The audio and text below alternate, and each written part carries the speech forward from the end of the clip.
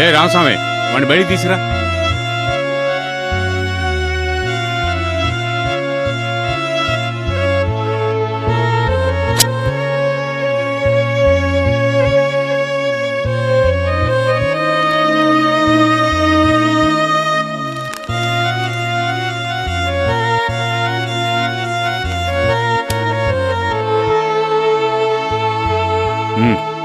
మొహం చూడు, దొంగ మొహం ఈడును.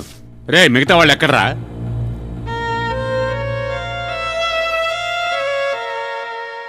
మీరంతా ఒకటేగా? చంపేస్తాను. మర్యాదగా నిజమేమిటో ఒప్పుకో. ఎక్కడ్రా మిగతా వాళ్ళంతా?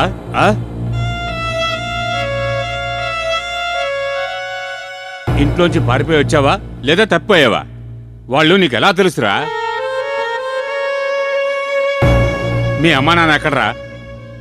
చెప్పరా, మీ అమ్మా నాన్న ఎక్కడా?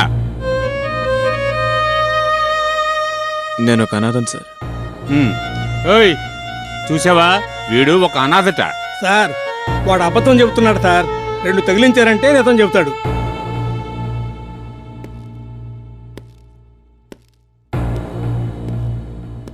వీణ్ణి సకల మర్యాదలతో లోపలికి తీసుకెళ్ళి ఇవ్వవలసిన కోట ఇవ్వండి, నిజం చెప్తాడు. జాగ్రత్తయా.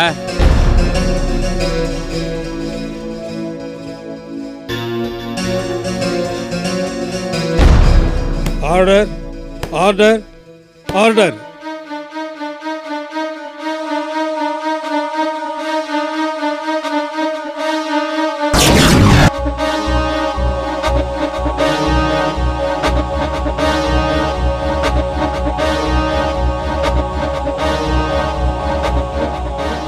ముద్దాయిగా నిలబడినటువంటి జేమ్స్ అనే ఈ వ్యక్తిని 15 రోజులు రిమాండ్లో ఉంచవలసినదిగా ఆదేశిస్తున్నాను.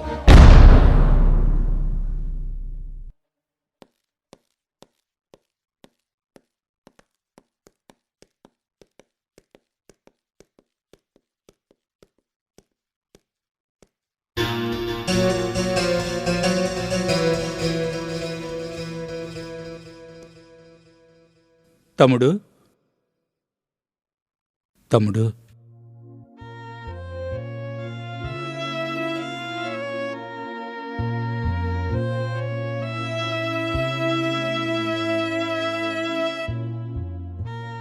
నీ పేరేంటి బాబు? జేమ్స్. క్రైస్తవుడివా నువ్వు? అవును.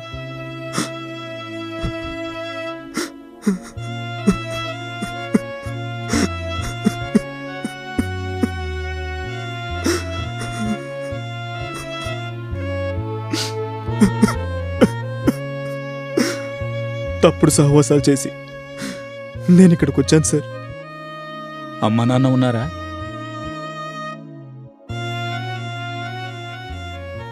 చెప్పు బాబు.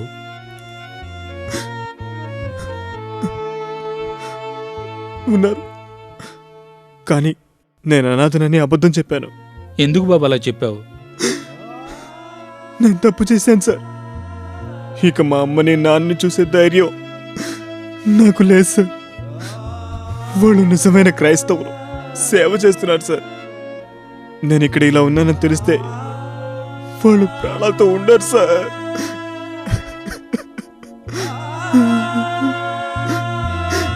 నేను చేసిన పాపాలకి క్షమాపణ లేదు సార్.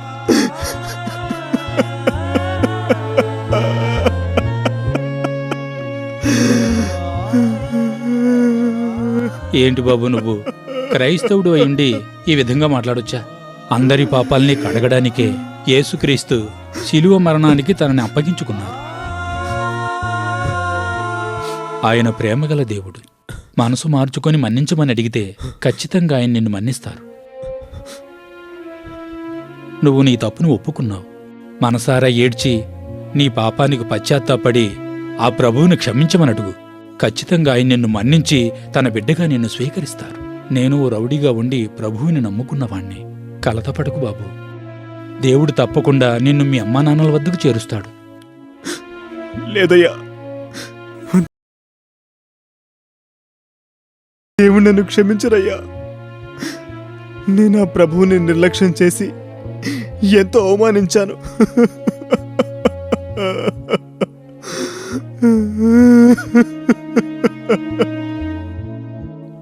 లేదు బాబు, మీ అమ్మా నాన్న నిజమైన క్రైస్తవులు అంటున్నావు. దేవుని సేవ చేసేవారు తప్పకుండా క్షమించే గుణం ఉన్నవారే అయ్యుంటారు. నిన్ను వాళ్ళు క్షమిస్తారు. నువ్వు ప్రభువు సన్నిధిలో మోకరించి ప్రార్థన చేసుకో. చీకటి తలుపులు తెరుచుకుని నువ్వు వెలుగులోకి వస్తావు బాబు. ప్రభువు తప్పకుండా నిన్ను నీ కుటుంబంలోకి చేర్చుతారు. ప్రార్థన చేద్దామా?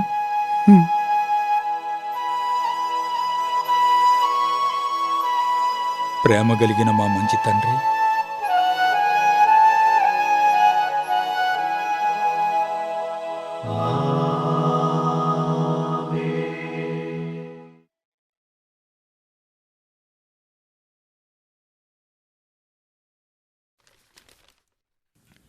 చూసారా, జేమ్స్ మన పేర్లు ఎవరికీ చెప్పలేదు. రేయ్, నిజంగానే జేమ్స్ చాలా మంచివాడ్రా.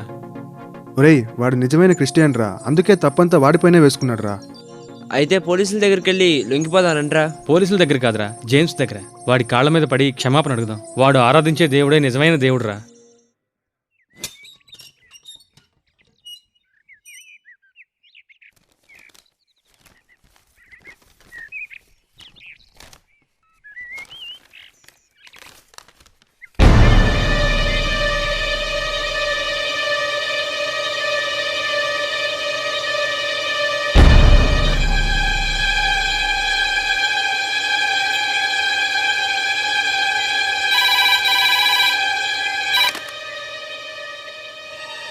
హలో. నేను ఫాస్టర్ ఫ్రాన్సిస్ని మాట్లాడుతున్నాను. అయ్యా చెప్పండి, నేను మణి మాట్లాడుతున్నా. ఎలా ఉన్నారు? దేవుడి కృప వల్ల బాగానే ఉన్నాను. మీ సేవ ఎలా జరుగుతోంది? జైల్లో సేవ చేస్తున్నట్టున్నారు. అవునండి అయ్యా. ఇవాళ పేపర్లో జేమ్స్ అని అతని గురించి ఒక న్యూస్ వచ్చింది. అవునండి అయ్యా, ఆయన క్రైస్తవుడే. నేను నిన్నే ఆయన్ని జైల్లో కలిశా. అతను మనసారా ఏడ్చి తన తప్పును ఒప్పుకున్నాడు.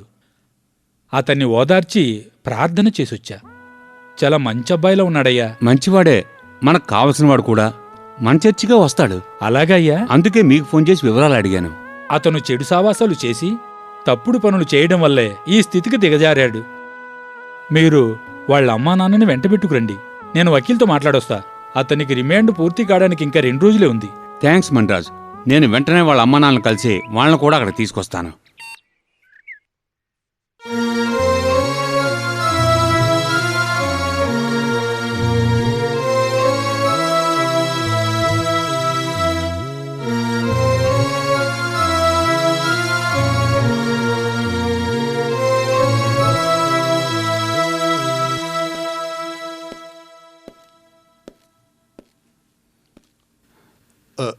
స్తోత్రం.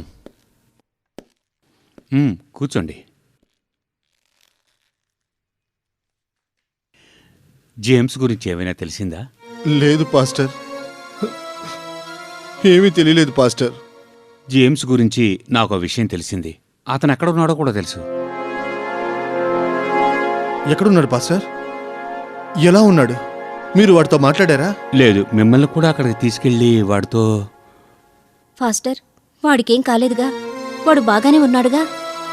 ఏదైనా భయపడేలా? అదేమీ లేదమ్మా, మీరు కంగారు పడద్దు. మనం ఇప్పుడు జేమ్స్ని చూడ్డానికి వెళ్తున్నాం. అవును, మేరీ ఎక్కడా?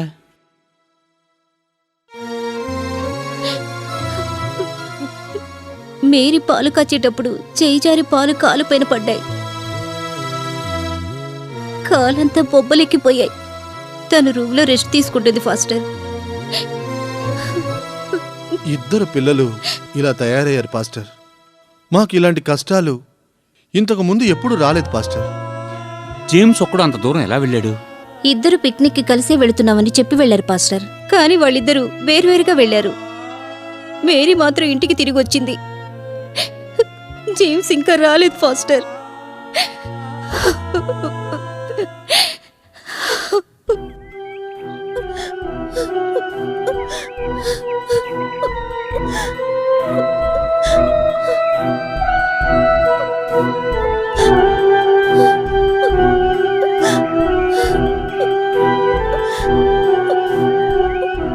ఎందుకు ఏడుస్తున్నావమ్మా? అది కాదు నాన్నా, నేను చేసిన తప్పుకి ఆ దేవుడు నన్ను శిక్షించాడు. దేవుడు ఎవరిని శిక్షించరమ్మా.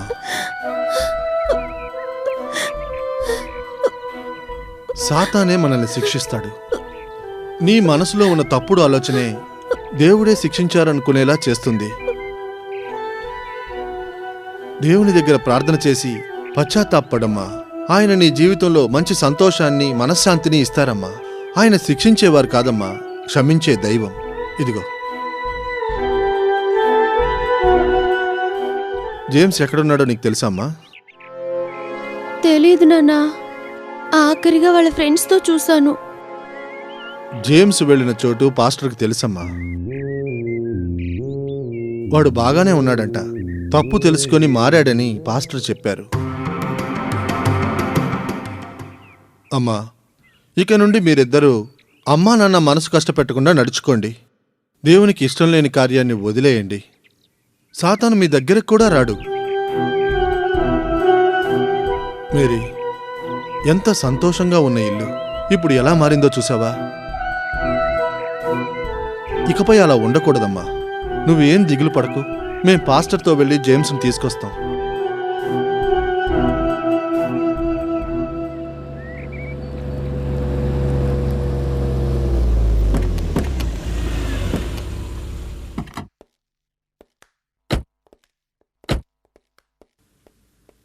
రండి రండి, లోపలికి వెళ్దాం. రండి.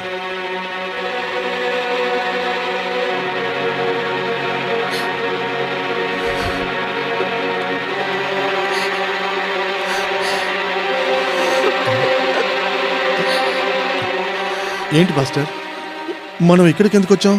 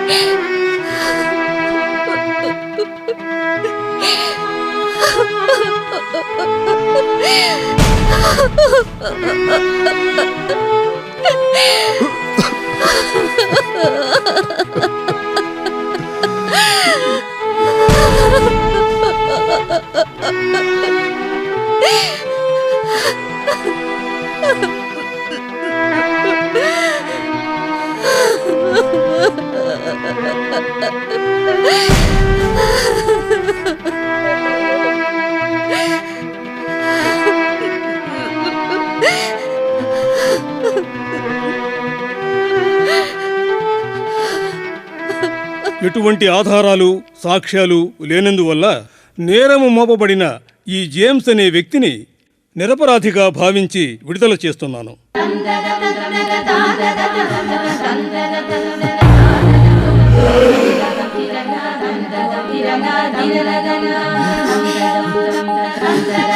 నానా,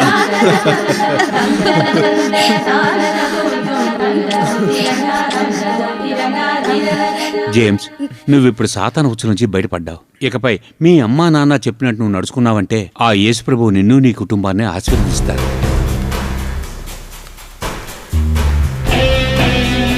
జేమ్స్, ఒరే జేమ్స్, మమ్మల్ని క్షమించురా. క్షమించవలసింది నేను కాదురా, ఆ ప్రభువే అందరినీ క్షమించాలి. ఈ ప్రపంచంలో క్షమించే శక్తి ఒక్క యేసు ప్రభువుకు మాత్రమే ఉందిరా.